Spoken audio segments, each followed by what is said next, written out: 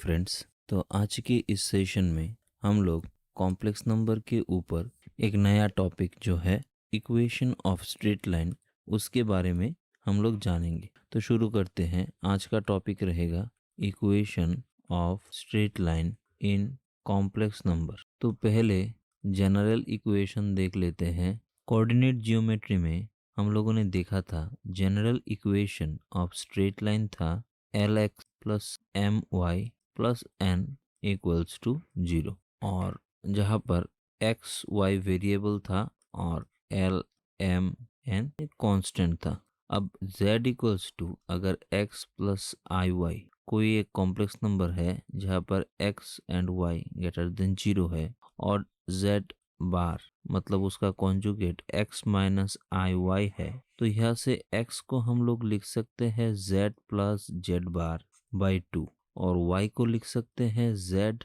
Minus Z bar by 2i, क्योंकि z minus Z बार हो जाएगा x plus i Y minus x minus i Y. तो यहाँ से हो जाएगा x plus i Y minus x plus i Y. तो यहाँ से x x कैंसिल हो जाएगा और यहाँ से आ जाएगा 2i y। तो 2i से डिवाइड कर दे तो यहाँ से y हो जाएगा। तो अब इस इक्वेशन 1 में पुट कर दे तो यहाँ से आ जाएगा l into z plus z bar by 2 plus m into z minus Z bar by 2i plus n equals to 0। अब इसको सिंप्लीफाई करें तो यहाँ से आ जाएगा L Z plus L Z bar plus m into minus I Z minus Z bar plus 2 into N equals to 0, और यहाँ से लिख सकते हैं l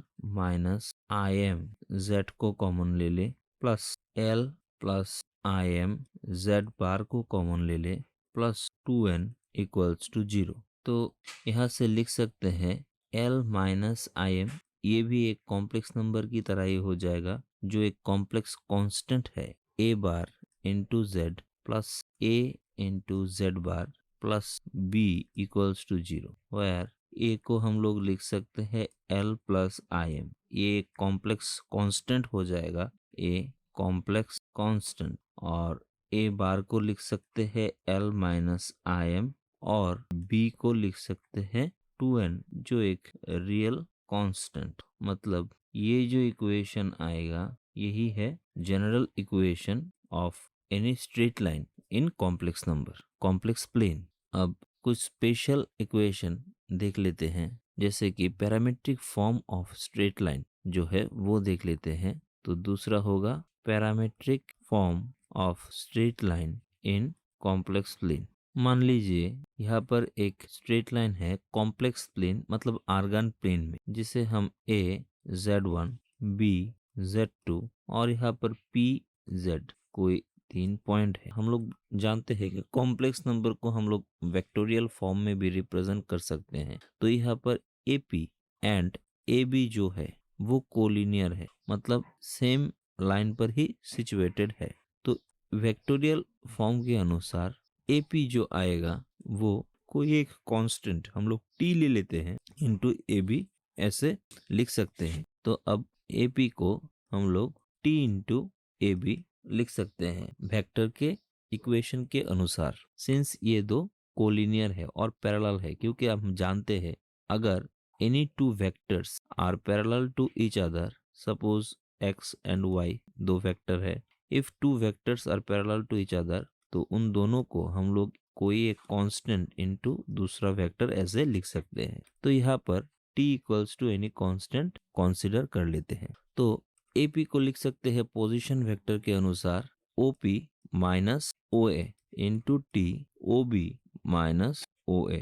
तो OP को लिख सकते हैं Z माइनस Z1, और इसे लिख सकते हैं Z2 माइनस Z1। तो यहाँ से लिख सकते हैं Z minus Z1 equal to TZ2 minus TZ1। तो यहाँ से हो जाएगा Z equals to TZ2 plus Z1 minus TZ1। तो यहाँ से आ जाएगा Z1 को कॉमन ले ले 1 माइनस T इंटू Z1, और यही है parametric equation of any straight line in Argand plane. आशा करता हूँ समझ गए होंगे। अब तीसरा जो है वो है non parametric equation of straight line. तो वही सेम पिक्चर ले लेते हैं जहाँ पर A Z1 कोऑर्डिनेट पर, B Z2 कोऑर्डिनेट पर और P यानी Z कोऑर्डिनेट पर सिचुएटेड है 3 पॉइंट। यहाँ से अगर हम एक इमेजिनरी एक्स एक्सिस को ड्रॉ करें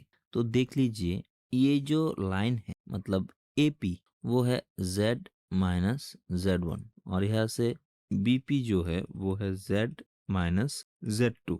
तो सिंस ये दो लाइन कोलिनियर है तो ये पॉजिटिव एक्स एक्सिस के साथ सेम एंगल क्रिएट करेगा। मतलब यहाँ से हम लोग बोल सकते हैं कि argument of Z minus Z1 equals to argument of Z minus Z2 होगा, क्योंकि ये दोनों सेम एंगल करेगा। आर्गुमेंट हम लोग जानते हैं पॉजिटिव एक्स एक्सिस के साथ कोई एक वेक्टर जो एंगल क्रिएट करता है वही उसका आर्गुमेंट हो जाता है। तो ये हम लोग अगर दो पॉजिटिव एक्स एक्सिस ऐसे ले ले तो ये सिंस पैरेलल है तो ये अगर थीटा होगा तो ये भी थीटा होगा। तो सिंस दोनों लाइन का जो आर्गुमेंट, कॉम्प्लेक्स लाइन का जो आर्गुमेंट है वो सेम होगा, तो यहाँ से हम लोग लिख सकते हैं argument of Z minus Z1 minus argument of Z minus Z2 equals to 0।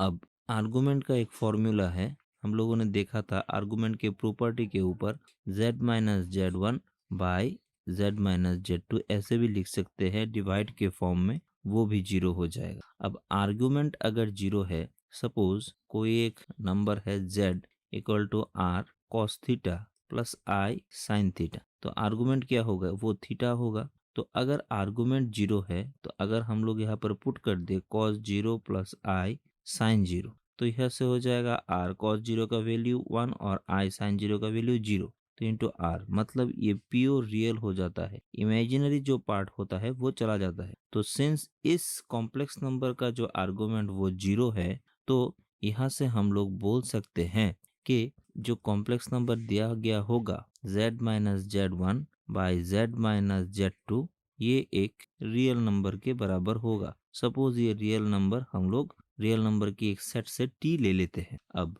हम लोग और एक बात जानते हैं कि कोई एक कॉम्प्लेक्स नंबर अगर set x equals to x plus i y है और z बार equals to x minus i y है और z अगर if z is purely real है तो z इक्वल्स टू हम लोग z बार ऐसा लिख सकते हैं, क्योंकि अगर x प्लस आई वाई यहाँ पर लिखे और यहाँ पर x माइनस आई वाई तो x तो कैंसिल हो जाएगा और यहाँ से हो जाएगा 2iy इक्वल्स टू 0। तो यहाँ से हम लोग बोल सकते हैं y इक्वल्स टू 0, मतलब इस कॉम्प्लेक्स नंबर पे इमेजिनरी पार्ट 0 हो जाएगा, मतलब ये तो प्योरली रियल दिया गया था तो ये इक्वेशन को सेटिस्फाई करेगा। तो सिंस ये जो कॉम्प्लेक्स नंबर जो भी आएगा वो रियल है तो यहाँ से हम लोग बोल सकते हैं कि Z minus Z1 by Z2 minus Z1 ये इसके कॉन्जुगेट के बराबर हो जाएगा। तो यहाँ से हम लोग लिख सकते हैं Z minus Z1 by Z2 minus Z1 और यहाँ से हो जाएगा Z माइनस Z1 इसका बार बाई Z2 माइनस Z1 इसका बार। तो यहाँ से फिर से लिख सकते हैं Z bar minus Z1 bar by Z2 bar minus Z1 बार। तो यहाँ से हम लोग लिख सकते हैं कि Z minus Z1 by Z2 minus Z1 equals to Z minus Z1 का बार बाई Z2 माइनस Z1 का बार। तो अब इसको अगर हम क्रॉस मल्टीप्लाई करें तो यहाँ से हो जाएगा Z minus Z1 into Z2 minus Z1 का whole bar by Z2 minus Z1 into Z minus Z1 का होल बार। तो यहाँ से हम लोग लिख सकते हैं Z minus Z1 into Z1 का बार इंटू माइनस Z2 का बार माइनस Z1 का बार और Z2 minus Z1 into Z का बार माइनस Z1 का बार। अब इसको ऐसे भी लिख सकते हैं Z minus Z1 Z2 minus Z2 बार माइनस Z1 बार माइनस जेड बार माइनस z1 बार और z2 minus z1 equals to 0।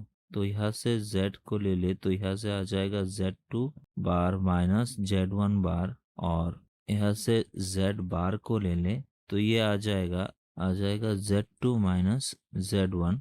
अब इसको लिख सकते हैं z1 को माइनस माइनस प्लस z1 और z1 बार, ये हो जाएगा माइनस z1 और z2 बार, और इसको ले ले तो हो जाएगा माइनस माइनस प्लस और प्लस हो जाएगा प्लस z1 बार z2, और ये हो जाएगा माइनस माइनस प्लस फिर से minus z1 bar equals to 0। तो ये कैंसिल हो जाएगा और इसको पूरा से लिख सकते हैं z2 बार माइनस z1 बार, फिर से हो जाएगा z बार ले ले तो z2 माइनस z1, और ये हो जाएगा z1 z2 बार प्लस z1 बार z2। यही हो जाएगा non parametric equation of straight line in Argand plane. तो इसे हम लोग ऐसे भी लिख सकते हैं z बार और 1, z1 का बार और 1, और z2 का बार और 1 डिटर्मिनेंट फॉर्म में लिखे तो ये 0 के बराबर आ जाएगा। तो अगर दो पॉइंट कोलिनियर हो तभी ये इक्वेशन डिटर्मिनेंट फॉर्म में हम लोग लिख सकते हैं, मतलब इसको हम कंडीशन ऑफ कोलिनियरिटी भी बोलते हैं। और एक फॉर्म में इसे लिखा जा सकता है कि equation of line passing through 2 points z1 and z2।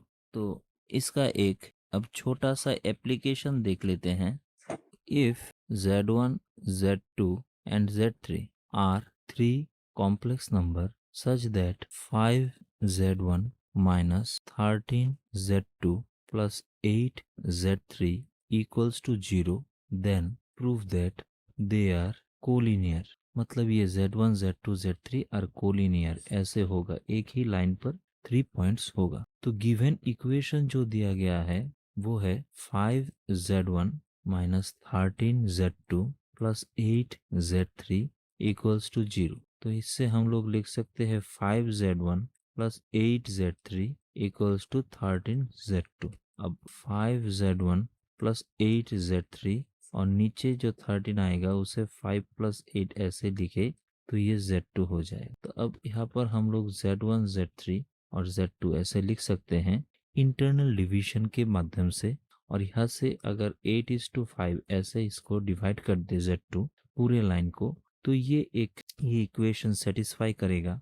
मतलब यहाँ से हम लोग बोल सकते हैं कि z1 z2 and z3 collinear होगा, और अगर कोलिनियर होगा तो इसको हम लोग ये जो डिटर्मिनेंट फॉर्म है z1 बार 1 एंड z2 बार 1 इस फॉर्म में भी लिख सकते हैं। तो ऐसे ये प्रूफ हो जाता है। तो ये एक छोटा सा एग्जाम्पल था। तो आज के इस सेशन में हम लोगों ने general equation of straight line, parametric equation of straight line, non parametric equation, condition of collinearity, इस सब के बारे में जाना। नेक्स्ट क्लास में हम लोग और कुछ नया देखेंगे। तो तब तक के लिए थैंक यू एंड गुड।